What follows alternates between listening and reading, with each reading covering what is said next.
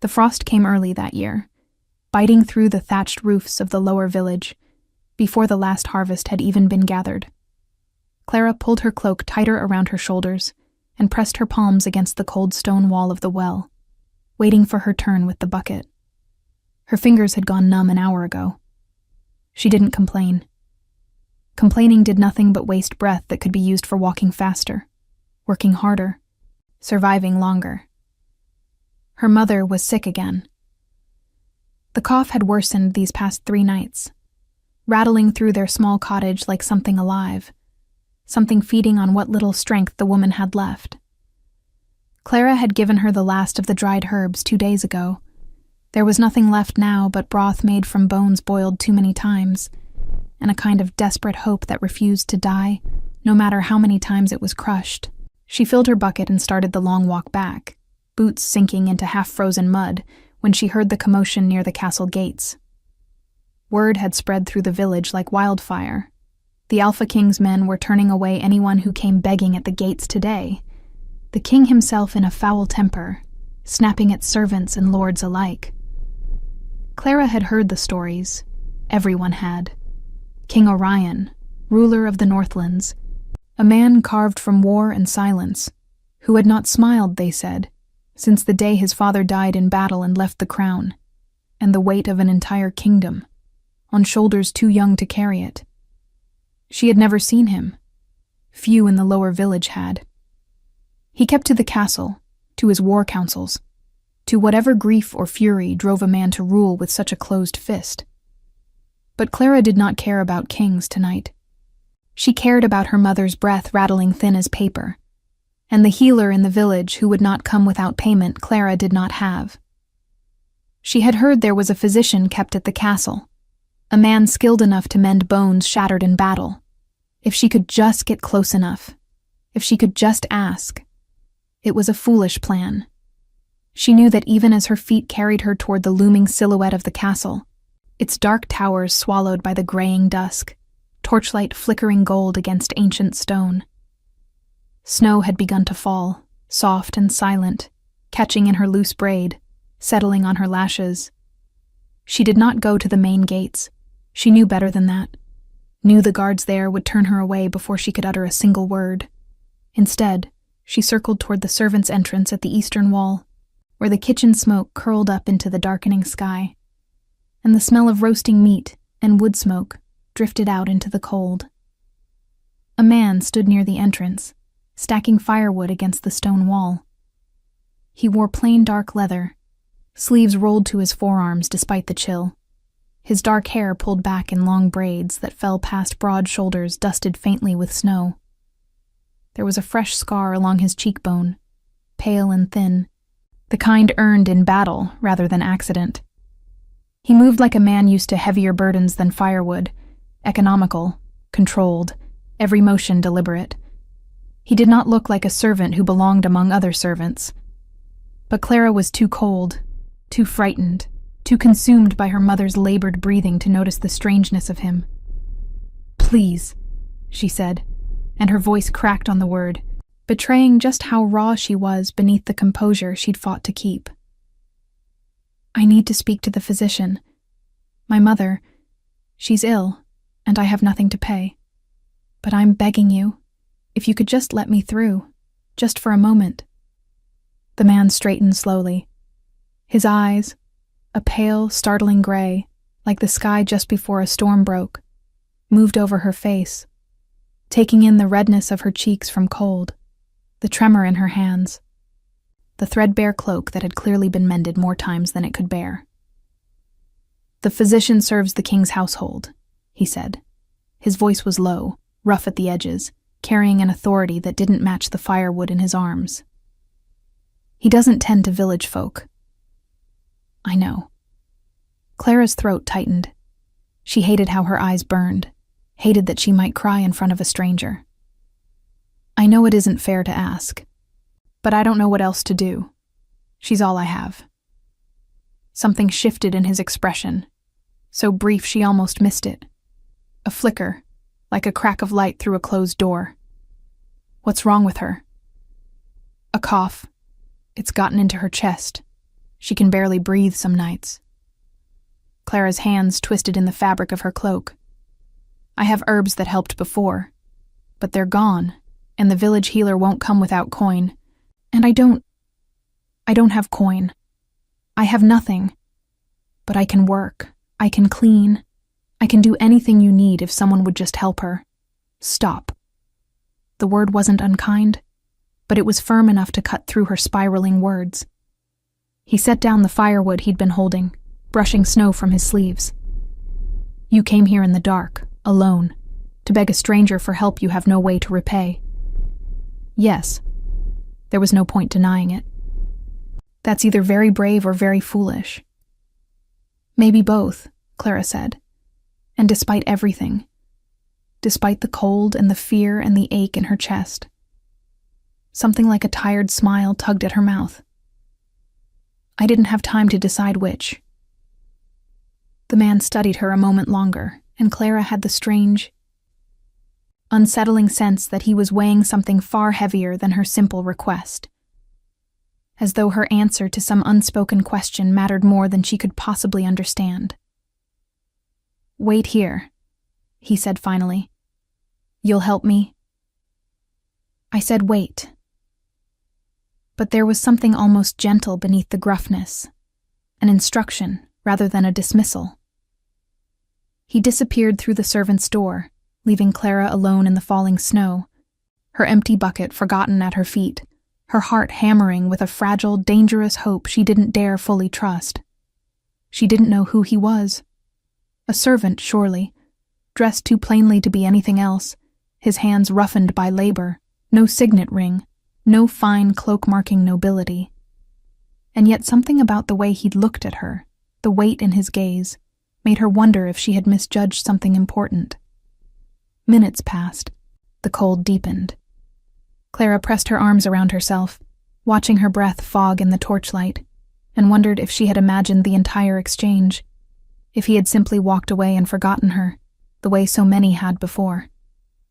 Then the door opened again.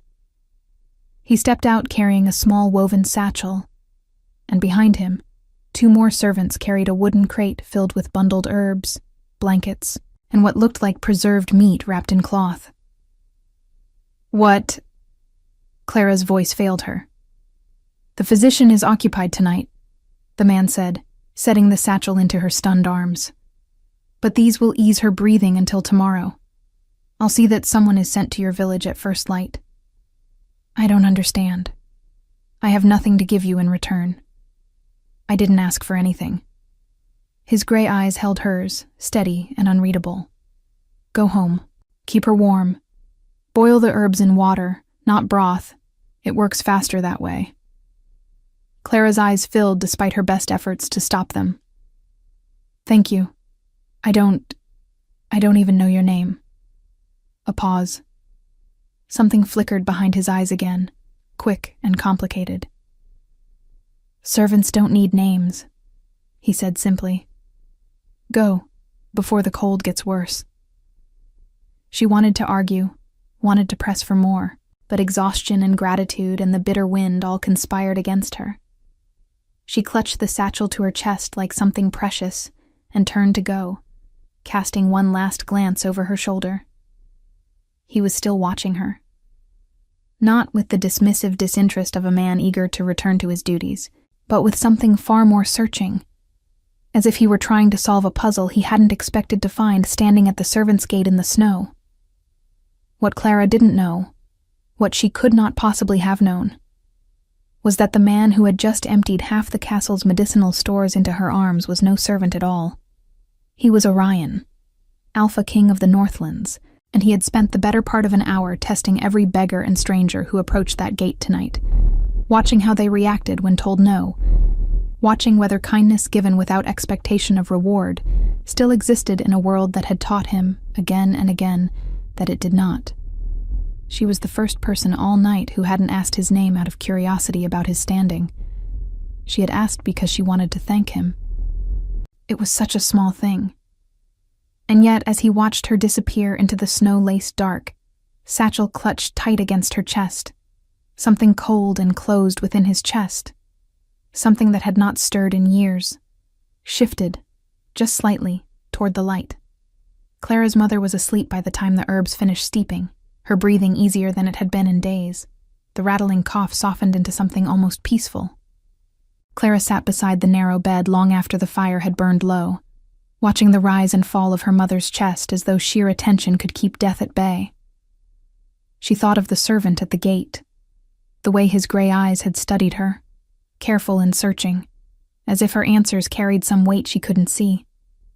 She thought of his voice, low, rough, strangely commanding for a man who carried firewood. She told herself it didn't matter who he was. He had helped her. That was enough. But true to his word, a healer arrived at first light, knocking gently on the cottage door before the sun had fully cleared the frost-covered hills. He was an older man, gentle-handed, carrying a proper case of remedies, and he examined Clara's mother with a thoroughness no village healer would have spared for someone who couldn't pay. "Who sent you?" Clara asked, stunned. "A household order," the healer said simply, packing away his instruments. "I don't ask questions about who issues them. I simply go where I'm told." It wasn't an answer, but it was enough to make Clara's chest tighten with something unfamiliar. Gratitude tangled with confusion, and beneath both, a small, persistent curiosity she didn't know what to do with.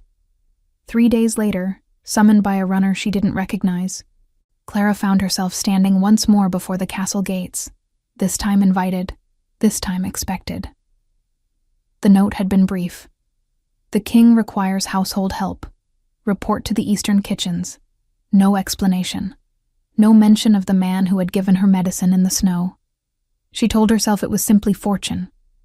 Work meant coin, and coin meant her mother could eat properly, could have warmth through the rest of winter. She did not let herself hope for anything more complicated than that. The kitchens were vast, louder and busier than anything Clara had ever known. Pots clattering, fires roaring, servants moving in practiced chaos around a head cook who barked orders like a general commanding troops. Clara was put to work almost immediately, scrubbing, hauling, chopping, her hands raw within the hour. It was hard work, but it was honest work. And for the first time in months, she did not go to bed each night, calculating exactly how many days remained before there was nothing left to eat. It was on her 4th day that she saw him again. He moved through the castle halls differently than she remembered, not hauling firewood now, but walking with purpose, trailed by men in armor who deferred to him with quick, respectful nods. Clara nearly dropped the basin of water she was carrying. He looked different in better light. Taller somehow, though she knew that couldn't be true. His braided hair was pulled back neatly, his leather armor finer than what he'd worn that night, lined with dark fur at the collar. But it was unmistakably him. The scar along his cheekbone, the storm-gray eyes that found hers across the crowded hall and held. For a moment, neither of them moved. Then one of the guards beside him bowed his head slightly and murmured something that made Clara's blood run cold. "Your Majesty." The basin slipped from her numb fingers, water splashing across the stone floor. Several servants gasped. Clara dropped into a hurried, clumsy curtsy, heat rushing to her face. "Forgive me. I didn't know. Your Majesty, I'm so sorry." "Get up," Orion said. Not unkindly, but the command in his voice was unmistakable now, stripped of whatever gentleness he'd shown her in the snow. This was not the servant who had carried firewood. This was the AlphaKing of the Northlands, and the weight of that truth crashed over Clara like icy water.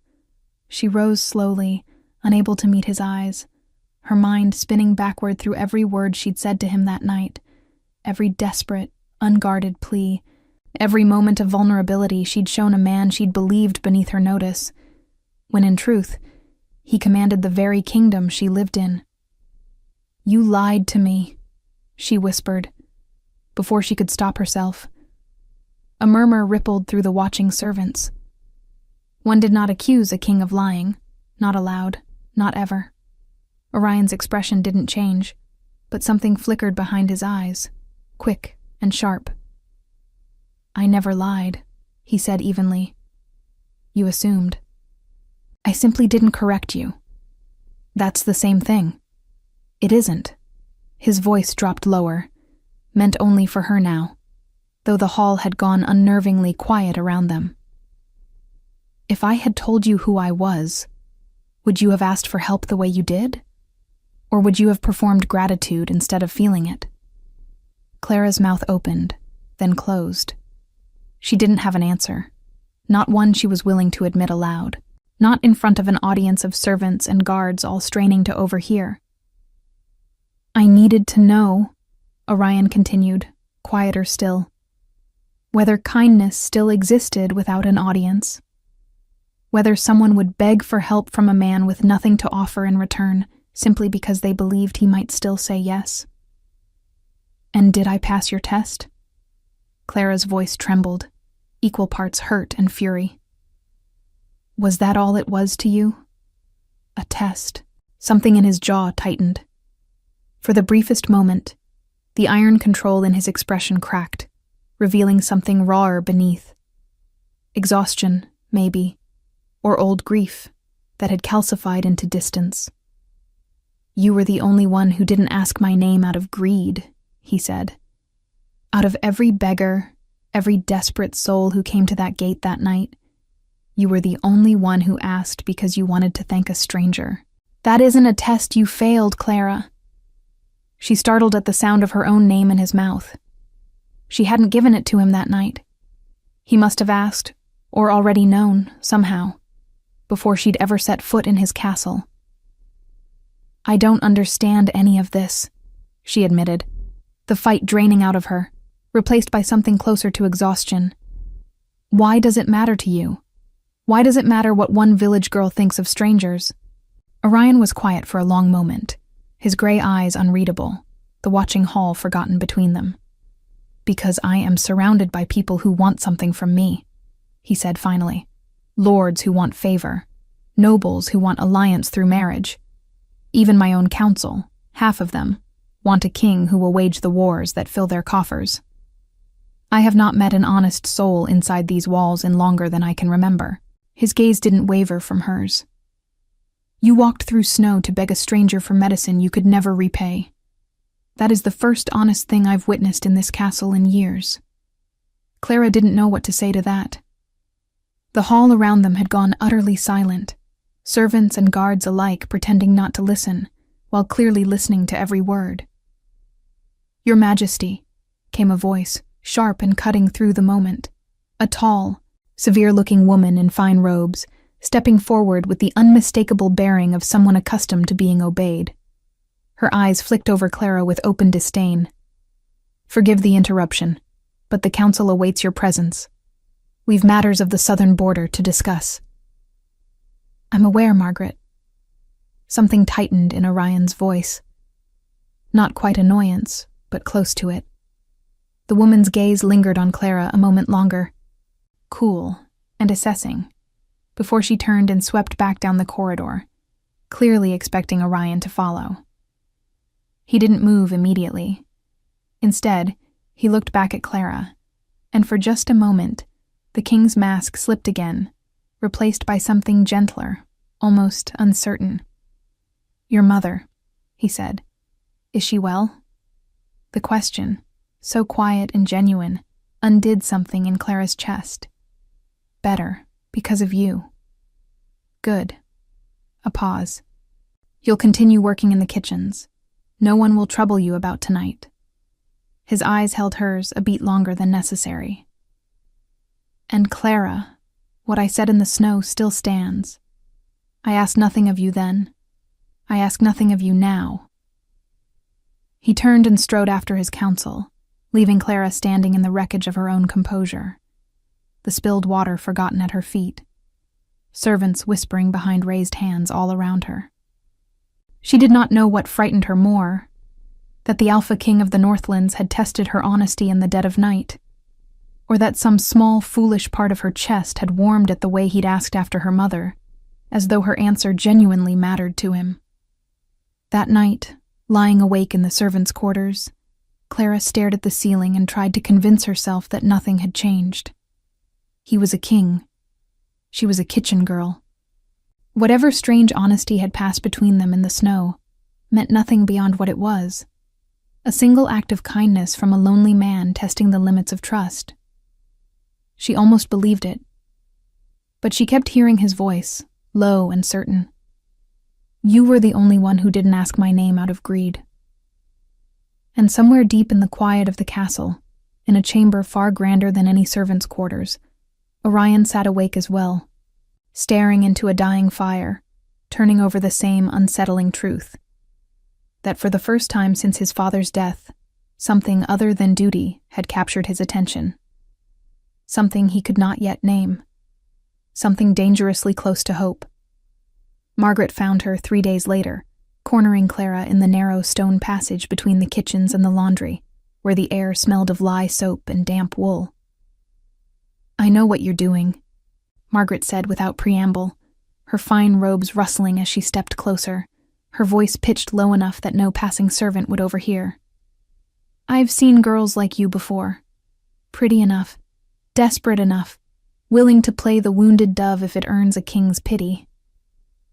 Clara's hands tightened around the basket of linens she carried. I'm not playing anything. I was helping my mother. Were you? Margaret's smile was thin, cold, the kind that never reached her eyes. And it had nothing to do with knowing exactly who would be standing at that gate that night. I didn't know who he was. I still don't understand any of this. Clara's voice wavered, frustration and confusion tangling together. I never asked for his attention. No, but you have it. Margaret's gaze swept over her with open contempt. Let me explain something to you, kitchen girl, since no one else will bother. Orion is the Alpha King.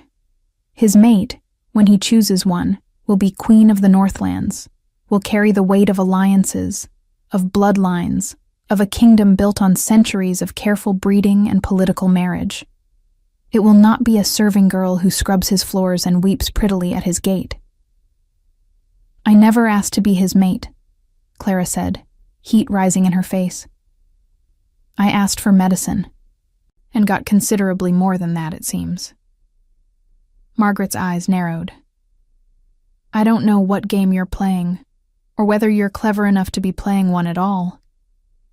But I will be watching you. The king has responsibilities you cannot begin to understand. Alliances with the Western pacts that depend on a marriage he has delayed for years. Whatever fleeting interest he's shown you will pass. They always do. Don't make a fool of yourself believing otherwise. She swept away before Clara could respond, leaving her standing alone in the cold passage, linens forgotten in her trembling arms.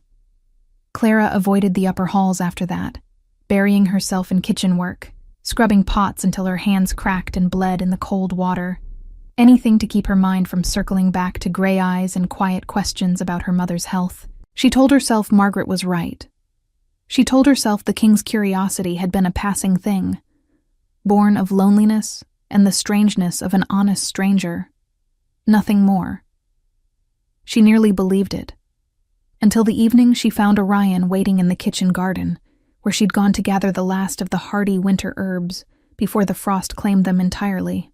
He stood near the stone wall, no guards trailing him this time, dressed simply again. Not quite the servant's leather from that first night, but plainer than the fur-lined armor she'd seen him wear before the council. As though he were caught somewhere between the two men he could be. You've been avoiding the upper halls, he said, without turning to face her at first. Clara nearly dropped her basket for the second time in a fortnight. I've had kitchen duties, Your Majesty.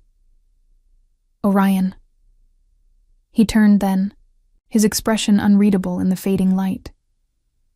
When it's just us, I'd like that, if you're willing.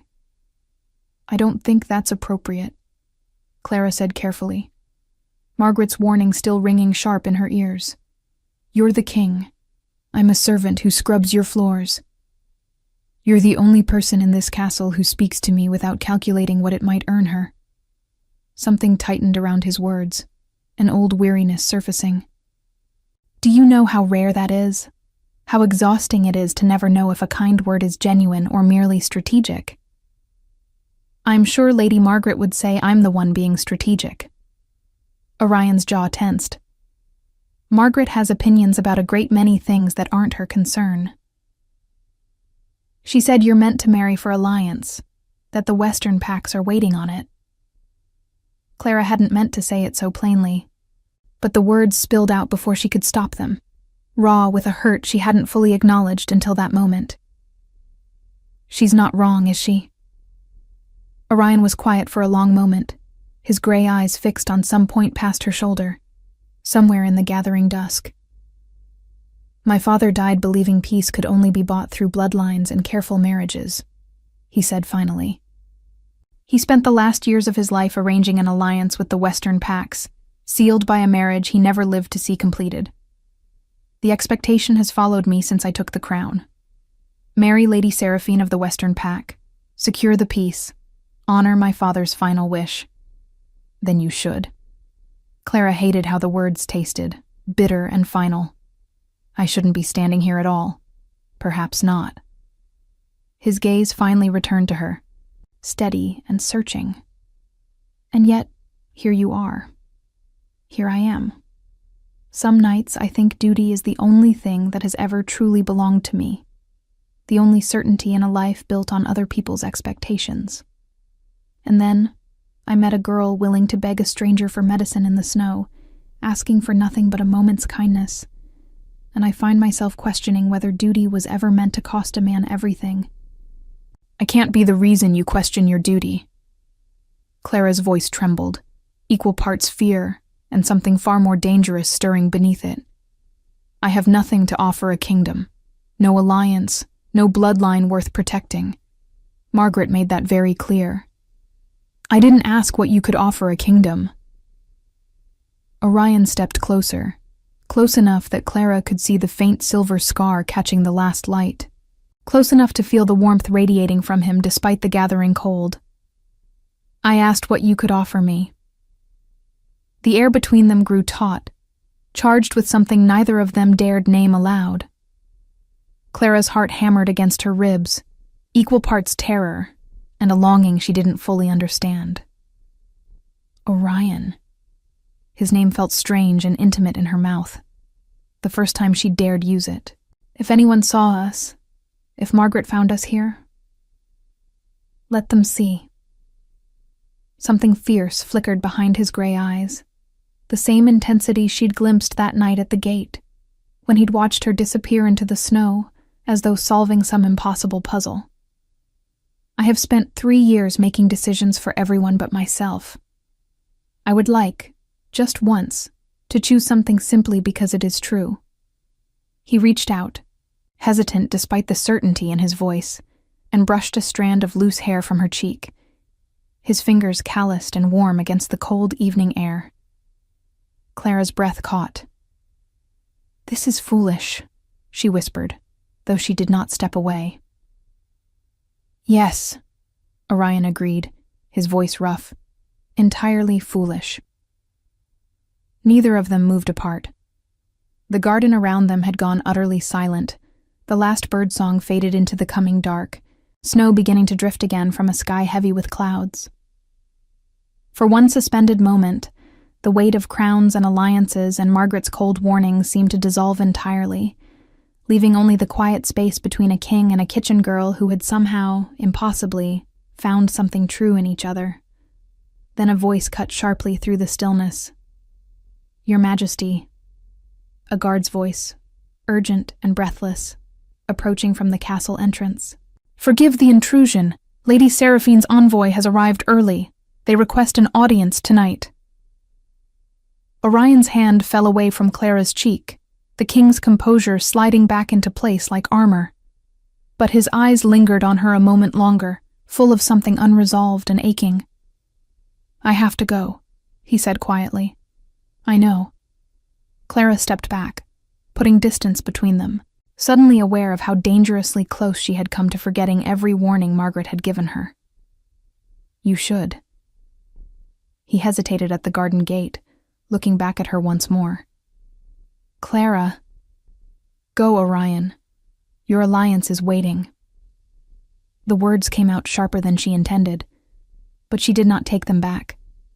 He held her gaze a moment longer, something unspoken passing between them, before turning and disappearing into the torch-lit corridor, leaving Clara alone in the falling snow once more.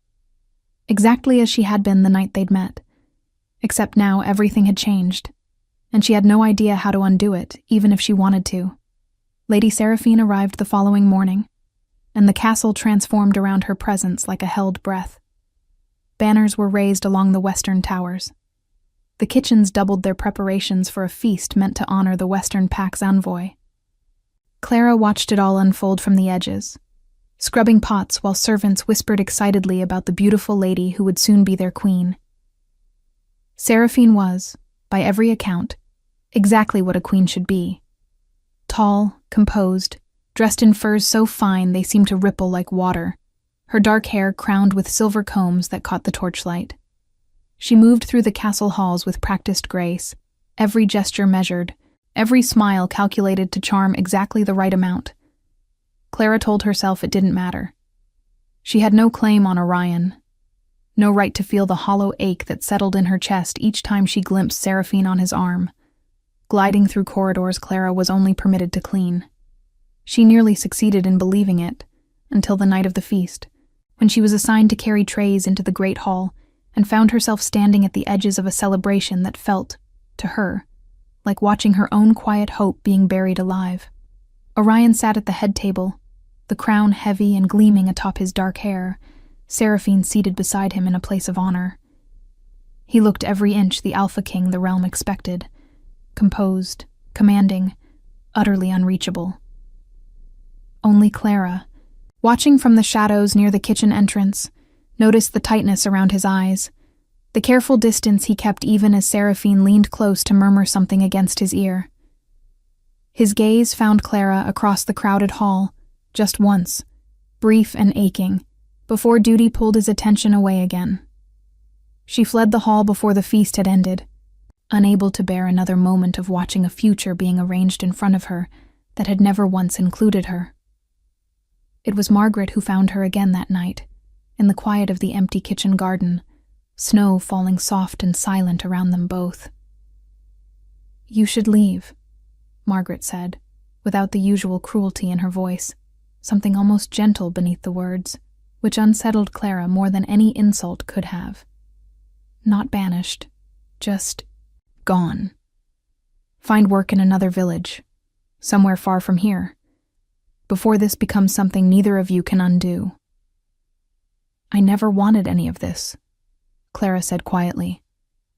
"I never asked him to look at me the way he does." "I know." Margaret's expression softened, just slightly, the cold composure cracking to reveal something almost sympathetic. "That's precisely why I'm warning you. If you wanted his crown, I could fight you. I know how to fight ambition, but you don't want his crown. You want him, and that is so much harder to protect him from." "Protect him from me?" Clara's voice cracked. "I would never hurt him. Not intentionally." Margaret's gaze grew distant, weighted with old grief Clara didn't understand. "I served his mother, you know, before she died giving birth to him. I watched his father rule alone for years afterward, hollowed out by a love he lost too soon. A kingdom he sacrificed everything to protect, because he had nothing left to protect for himself. I will not watch that same fate claim the son." "So you'd rather he marry someone he doesn't love, simply because it's safer?" "I'd rather he survive what loving someone costs a king." Margaret's voice hardened again, the warmth retreating. "Seraphine understands the rules of this world. She will give him an alliance, an heir, a kingdom secured against war. She will not ask him to choose between duty and his own heart, because she does not require his heart at all. That is its own kind of mercy, Clara, whether you understand it or not." She left Clara alone in the snow once more, the words settling like stones in her chest. Clara did not see Orion again for nearly a week. She told herself it was for the best, that Margaret's warning had been a kindness disguised as cruelty, that the safest thing she could do, for both of them, was disappear quietly back into the obscurity she'd come from. She was packing the few belongings she owned, preparing to request leave from her kitchen duties, when a sharp knock sounded at her small chamber door. Orion stood in the corridor, alone, no guards, no crown, dressed plainly, the way he'd been the very first night they'd met. His gray eyes found the half-packed bag on her narrow bed, and something fierce and wounded flickered across his face. "You're leaving." "I think it's best." Clara's voice trembled despite her best efforts to keep it steady. "For both of us." "Did Margaret tell you that?" "She didn't have to. I already knew." Clara forced herself to meet his eyes, though it cost her everything to do it. "You have a kingdom waiting on an alliance, Orion. A father's dying wish. A people who need peace more than they need a king's happiness. I can't be the reason you fail them." "You think I haven't considered every one of those things every single night since I met you?" His voice was low, rough with something raw and unguarded. "I have spent 3 years burying every want I've ever had beneath duty. I told myself it was enough, that ruling well was its own reward, that love was a luxury kings couldn't afford. And then you walked through the snow and begged a stranger for help. And for the first time since my father died, I wanted something simply because it was mine to want." "Wanting isn't the same as choosing." Clara's voice broke. "You have a responsibility to your people." "I have a responsibility to be honest." Orion stepped closer, closing the small distance of the chamber between them. "I sat across from Seraphine at that feast and felt nothing but the absence of you. That isn't fair to her, and it certainly isn't fair to a kingdom expecting me to build peace on a foundation of pretense." "So what are you saying?" "I'm saying I won't marry a woman I don't love simply because it's expected of me." His gray eyes held hers, fierce and certain, despite the danger in his words. "Not because I'm choosing you over my duty, Clara, but because choosing honesty is my duty. My father built an empire on careful alliances and lost himself entirely in the process. I won't make that same mistake. Your council will never accept this. Margaret will never accept this. Then I will face that battle when it comes." Orion reached for her hand, his calloused fingers wrapping gently around hers, warm despite the cold seeping through the chamber's stone walls.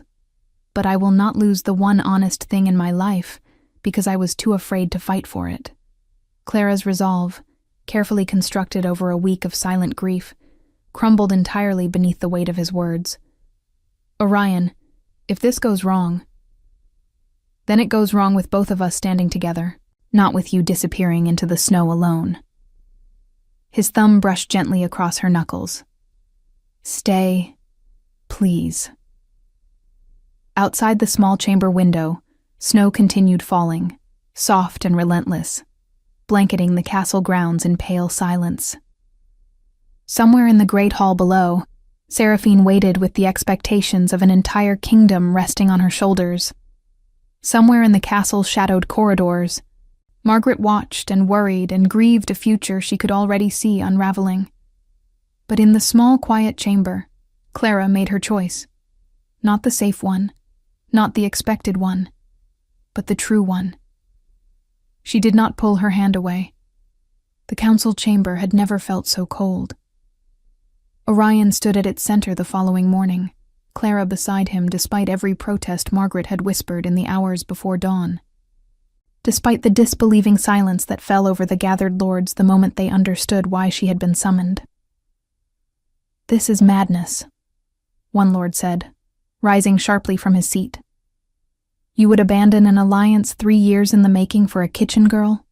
"I would abandon a marriage built on nothing but obligation," Orion said, his voice carrying the same quiet authority Clara remembered from the night they'd met, when he'd worn a servant's leather and carried firewood instead of a crown. "I owe my father honor. I do not owe him my entire life in exchange for his peace of mind." "The Western Pack will see this as insult," another voice warned, They will withdraw their support. There could be war. Then I will negotiate a different peace. Orion's jaw was set, unmovable. One built on mutual respect rather than forced marriage. I am AlphaKing. I will not rule a kingdom built on the same hollow foundation that consumed my father. Margaret stood near the chamber's edge, her face unreadable, watching the council erupt into furious debate around her. Clara caught her eye once, briefly, and saw something there she hadn't expected. Not triumph, not vindication, but a kind of weary, reluctant respect. It was Seraphine, surprisingly, who ended the argument. She had been summoned to the chamber as well, standing with the same composed grace she'd carried through the entire feast, though something in her expression had softened considerably overnight. "He's right," she said simply, silencing the room. Every eye turned toward her in disbelief. "I came here prepared to marry a man who would never love me, because it was expected, because peace required it. But I watched him at that feast last night, and I have never seen a man look so thoroughly absent from his own celebration." Her gaze flickered briefly to Clara, not unkind, simply honest. "I will not build my life on a foundation that hollow. Find another path to peace, Your Majesty. One that doesn't require either of us to disappear into a marriage neither of us wants." The chamber fell into stunned silence. "The Western Pack came seeking security," Orion said carefully, "not cruelty toward their daughter. I will not let this unravel into war over my own heart's failures, Seraphine. We will find another alliance. Trade agreements, shared borders. Whatever framework serves both our peoples without costing either of us our future." Seraphine inclined her head, something like relief passing across her composed features. "Then we have an understanding, Your Majesty." The council did not erupt into easy agreement. Old lords muttered, old alliances strained, and Clara understood, watching it all unfold, that this single morning would not undo years of expectation overnight. But the war that had been threatened did not come. Slowly, carefully, the chamber settled into uneasy acceptance, the way ice cracks before finally giving way to spring. Months passed before the kingdom fully settled into its new shape. Orion worked tirelessly to forge new agreements with the Western Pack, not through marriage, but through careful diplomacy that Seraphine herself helped negotiate, having found in the process an unexpected respect for the young king who'd refused to sacrifice his heart for politics. Margaret remained at Clara's side through it all, gruff and exacting as ever, though something had shifted permanently in how she looked at her. She never apologized outright. Clara suspected she never would. But she began teaching Clara the customs of court, the careful diplomacy required of a future queen, the weight of responsibilities Clara had never imagined she'd one day carry. "I still think you're a fool," Margaret told her one evening, watching Clara practice the formal bow expected at court. "But you're his fool. And I have buried too many people I love to watch him bury his own heart, simply because duty demanded it." It was as close to blessing as Margaret would ever offer, and Clara held on to it like the precious thing it was. Clara's mother recovered fully by spring, her cough nothing but a faded memory, her cottage replaced by a modest house within the castle grounds, where she could be close to her daughter without the burden of poverty pressing down on either of them. She wept the first time she saw Clara in the pale blue gown befitting her new station, gripping her daughter's hands as though she still couldn't quite believe the impossible turn their lives had taken. "You always had the kindest heart in the village," her mother said, brushing tears from weathered cheeks. "I just never imagined a king would be the one to finally see it." "He didn't make me kind," Clara said softly. "He just happened to be standing at the gate the night it mattered most." The wedding, when it finally came, was nothing like the grand political alliance the castle had once prepared for Seraphine. It was smaller, warmer, attended by villagers as much as nobles, the great hall filled with laughter rather than careful diplomatic posturing. Orion stood at the altar in the same dark leather he'd worn that first snowy night, a quiet nod to where it had all begun. And when Clara walked toward him, dressed simply despite the finery offered to her, he looked at her the way he had in the garden months before, as though she were the only true thing in a world built on careful performance. "I once told you I asked nothing of you," he murmured, when the formal vows had ended and the hall had erupted into celebration around them. "I find I was wrong." "What do you ask of me now?" Clara asked, smiling despite the tears gathering in her eyes. "Everything," Orion said simply, his voice rough with an emotion he no longer bothered hiding. "All of it. The honesty, the kindness, the girl who begged a stranger for help in the snow, never knowing she would change the entire course of a kingdom." "I didn't change a kingdom," Clara whispered. "I just asked a servant for help." "You asked an honest question of an honest stranger," Orion said, drawing her close. Snow beginning to fall once more outside the great hall's tall windows, soft and silent, exactly as it had the night they'd met. "And in answering it, I finally remembered who I wanted to be. Not just a king bound by duty, but a man capable of choosing love without losing himself in the process."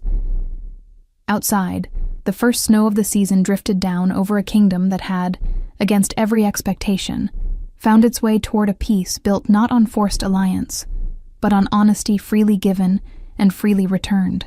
Margaret watched from the hall's edge, arms crossed, expression unreadable, though those who knew her best would have called the faint softness around her eyes something dangerously close to contentment.